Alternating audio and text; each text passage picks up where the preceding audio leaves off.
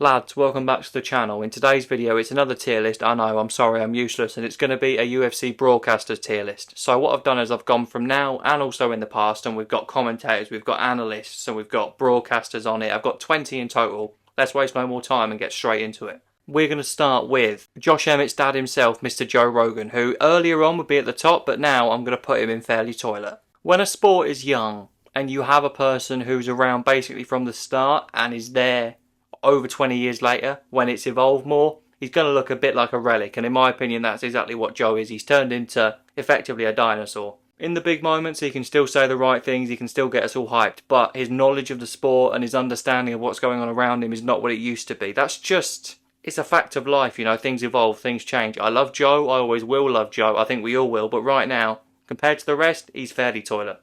Next up, I'm going to go with Brian Stan, and I'm going to put him in mustard. I didn't see an awful lot of Brian. He wasn't around the commentary game for that long, but when I did see him, I really enjoyed him. He had that mixture of a good voice for commentary and a lot of knowledge. He was very good. He was mustard, but I didn't see enough of him to put him different gravy, so he's going to stay in mustard.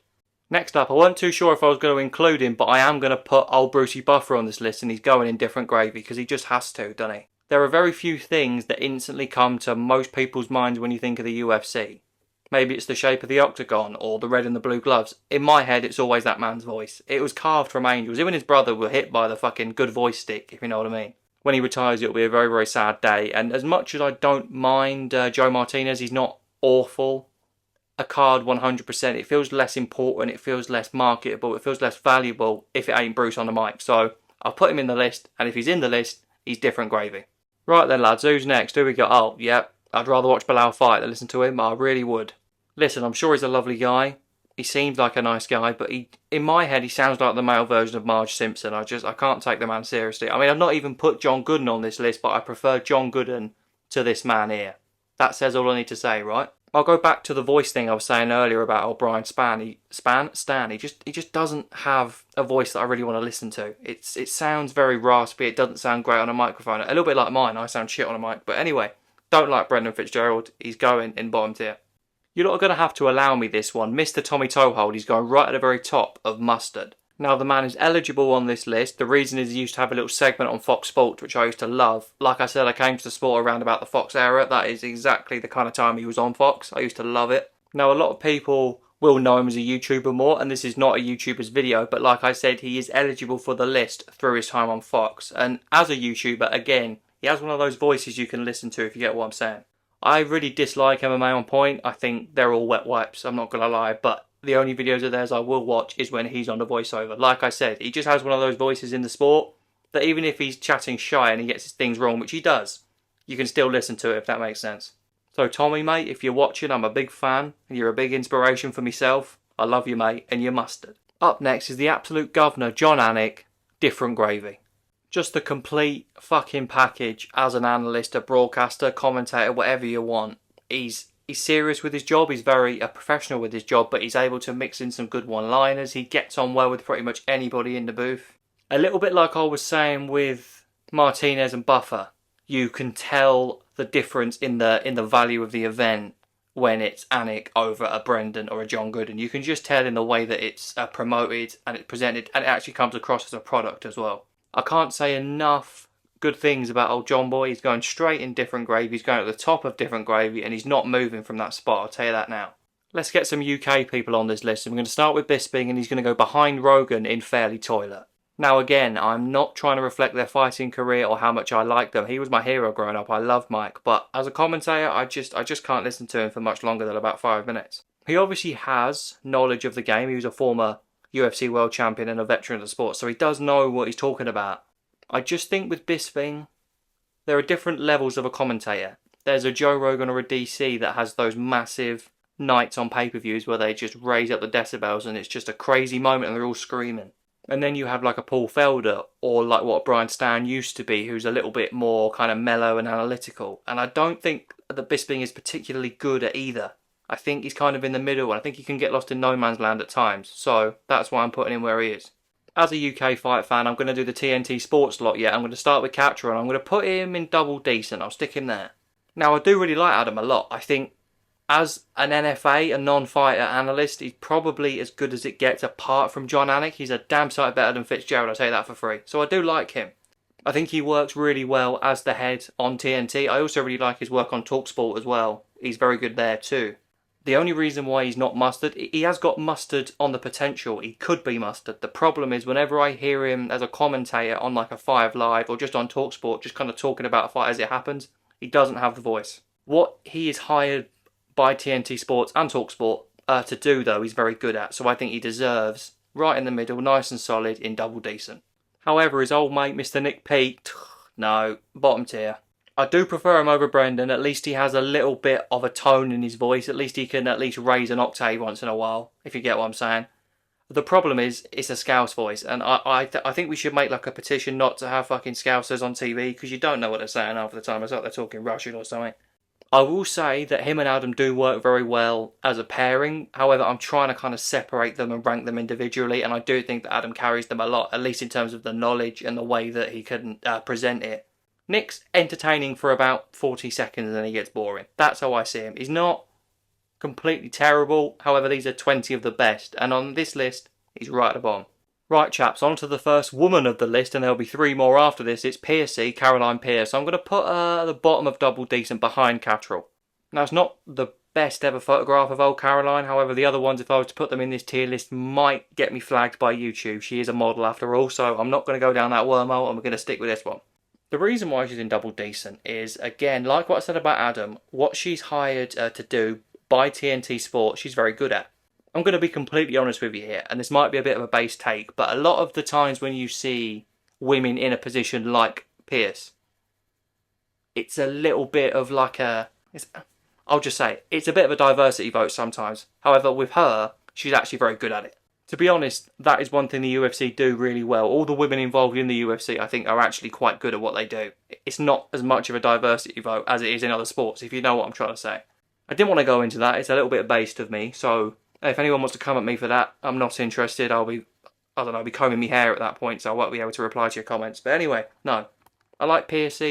She always makes the interviews good. She always asks decent questions. It's not the same kind of... Well, it is the same kind of stuff, but in her style, it kind of works. So yeah, I think Pearce's double decent, and I think she's probably the best one-to-one interviewer, apart from the next man on this list, that BT or TNT have ever had. So...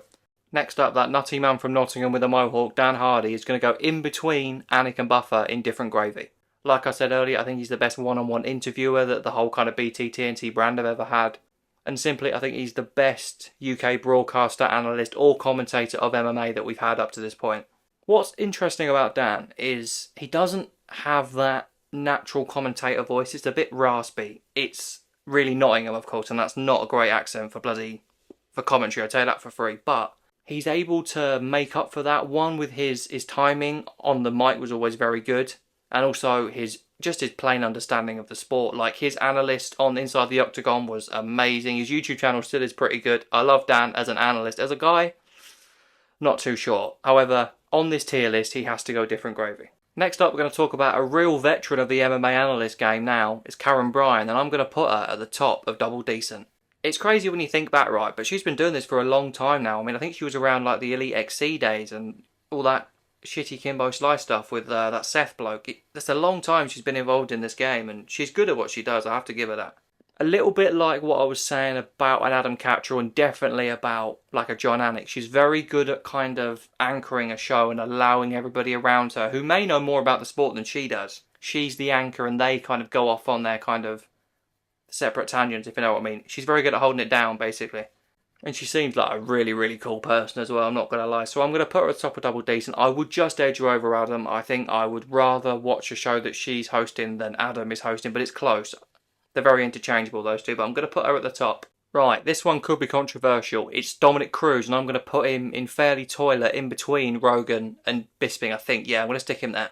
Like what I said earlier about Mike, he's a former champion, he's a veteran of the sport, he obviously knows what he's talking about, and he does have a bit more of an analytical edge over Bisping, which is probably why I'll put him above him. I just always get a very sarky demeanour out of Dominick Cruz, and I like sarcastic people. A lot of my good mates are sarcastic motherfuckers. We have some really interesting conversations, I'll tell you that for free. But if I'm listening to you talk about a fight, I shouldn't be thinking that about you. Like, if you're sat next to Michael Bisping and you're coming across like the arrogant one, you got problems, if you get what I'm trying to tell you. So, I used to love watching Cruz fight. I used to love his style and his footwork. He was always, in my opinion, a joy to watch. I used to love his technique. He was a brilliant fighter. But as an analyst and as a commentator, I could go without him, I'm not going to lie. I've just seen who's next, yeah. Mr. Florian, at the bottom you go, son. You're even worse than Brett. You're not worse than Brendan, that's a little bit harsh. I'm going to put you there. I mean, first of all, we nicked somebody else's work and got done for plagiarism and got sacked, so that's not exactly the best way to start a fucking entry, is it? But no, it was a little bit like with a Fitzgerald and a Nick Pete. I just didn't get along with him. I just couldn't watch him or listen to him in any way, I'm not going to lie.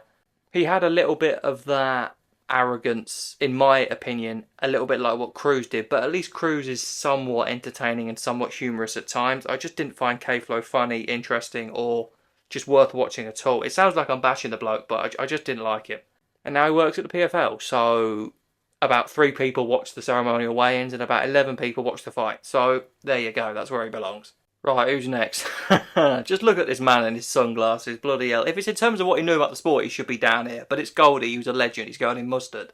I mean, if you're making Joe Rogan look like he's the one that knows about the sport, Goldberg was he was completely clueless for most. He was a little bit like that uncle that randomly came to your house one night and watched the fights and was like, why are they hugging? He was a bit like that guy, but he actually was hired by the UFC. It was a bit weird. I mean, Travis Luter as the Michael Jordan of BJJ was honestly one of the best things I've ever heard in my life. It was just, that man was hired by the UFC for about a decade. Oh, it's brilliant. Honestly, the reason why he's so high is almost completely nostalgia, but don't argue with me because it's Goldberg, isn't it? I mean, he's just a legend, isn't he? I mean, him and Rogan were like the original kind of partnership. There's a part of me that would much rather still have those two now, but then we'd lose Anik, and I love Anik, so I'm going to put Goldberg, not on his knowledge, on the fact he's a legend, in mustard. Now this next one is probably going to cause a bit of controversy down in the comments, but I'm going to talk about Laura Sanko now, and I'm going to put her mustard. I'm going to put her in mustard, definitely.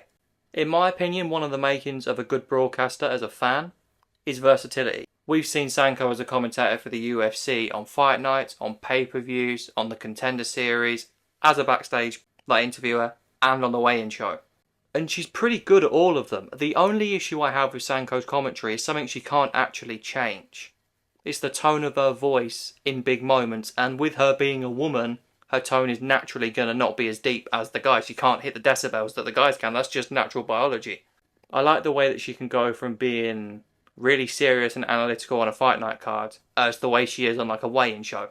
Whereas with DC, he's always a bit of a jokester and he's always loud and brash in commentary and in other things. Whereas Sanko seems to be able to adapt, like I just said, around things. I think that makes her a good broadcaster. Versatile and honestly really good wherever you put her. Anywhere in the production of the show, she seems to really pull her weight. So yeah, I like Sanko a lot. Right, next up, he's a big name. He's got a bigger belly. It's Daniel Cormier. Now, sometimes he's up here. Sometimes he's down here. So I'm going to balance it out and I'm going to put him in double decent. Probably, yeah, there will do. He's very difficult to rank. Like I said, he can be very inconsistent. At times I'm listening to him and I'm thinking, were you an Olympic medalist? Were you a 2-weight champion? And then sometimes, like I said, with those big moments, him and Rogan can just make a crazy moment feel 10 times crazier. So he was difficult to rank. I do like him as a personality. He seems like a cool dude. I do think that his approach in terms of being a technical analyst needs a bit of work, but he is still quite new to the game. However, like I said, he can be very good. So I'm going to put him in the middle. That seems fair. I'm sorry guys, I had to do it. I'm putting Chael Sonnen in and I'm going to put him in different gravy. Is it a bit biased? He's probably my favourite fighter of all time. So yes, it is, but I don't give a fuck. He just has a tone of saying things as well. Like, you could ask him a question and he'll answer it in a YouTube video. He can make a YouTube video that's 18 minutes long. He'll spend 17 and a half minutes of the video talking about how milk in his local shop has gone up by $50. And then he'll answer the question at the end. He's just got that gift of the gab. Do you know what I mean? And I think all of us could listen to that man talk all day. And a lot of us do. I spend at least an hour of my day with Chael Sonnen, which is a bit sad, I know, but it's true. So he's going in different gravy. He's actually a very good analyst. He does have a lot of technical knowledge, but he's able to mix it in well with personality, which is where I think he's better than a DC, for example. Number 19 is our last woman on the list. Someone who's been around for a lot longer than I thought. It's Megan O'Leary. I'm going to put her in double decent, but I'm going to put her behind Catterall and ahead of Pearce. Now, I really like Megan O'Leary. Like I've already said about a couple of people, what she's hired by the company to actually do, she's very good at. Like, I've seen her host some Q&As on stage and some other kind of little bits of broadcast here and there. And when she's a host and she has other people around her, she doesn't have the same kind of presence as a Karen Bryant. It feels a little bit weird knocking her down on a part of her job role she doesn't do an awful lot, but I've seen her not struggle, that's the wrong word, but like I said, I think the likes of Karen Bryant have that kind of stage presence that I'm not sure that Levy does. But in terms of in her lane, she's very, very good. She's probably the best backstage interviewer. And number 20, rounding it off, I'm going to complete it with Paul Felder. A lovely ginger beard, and he's going to go at the bottom, I think, of different gravy. He's right on the cut-off point. You could put him top of mustard and I wouldn't really push you back on it, but I'm going to put him different gravy for the simple reason of, in terms of an analytical commentator, I think he's the best UFC's ever had. Apart from if there's anybody from Philadelphia in the cage. If there is, he becomes a fanboy and a horrible, horrible man to listen to, and I just mute him. But apart from that, he's very good. Like, there's none of the arrogance I get from like a Cruz or a Bisping, and there's none of the kind of almost casual feel that I get from a Joe Rogan these days. He's just very well rounded. He also can make his voice kind of emote up to a level of the big moments. He can do that. I think Felder works really well with John Anik, even though he doesn't get to work with him that much. Obviously, on the US pay-per-views, it's always Anik, Rogan and DC. I mean, I honestly think that Paul makes Brendan Fitzgerald listenable, which is a massive compliment, I have to say. I'm not going to lie. I don't think anybody could, but he can. Little side note, I don't want to see him come back to fighting again. He's been out for bloody ages, he'll get chinned. But as an analyst or commentator, all of that good stuff, he's different gravy. He's very, very good. Right, that's the tier list in the books all done. Let me know what you thought in the comments down below. If you agreed, let me know. If you didn't, fuck off, basically. No, I'm kidding. Look, it's going to be my longest video ever, I think. A lot of time has gone into this. I know it doesn't look like a lot, but that's because I'm really, really bad at the editing stuff, all that kind of good stuff. It's taken me a while, basically. But no, I've enjoyed making this longer video. I do like making tier lists, but they're just a bit boring, aren't they? So let me know what you want to see, and I'll catch you tomorrow, hopefully, if I don't fucking forget. Alright, bye.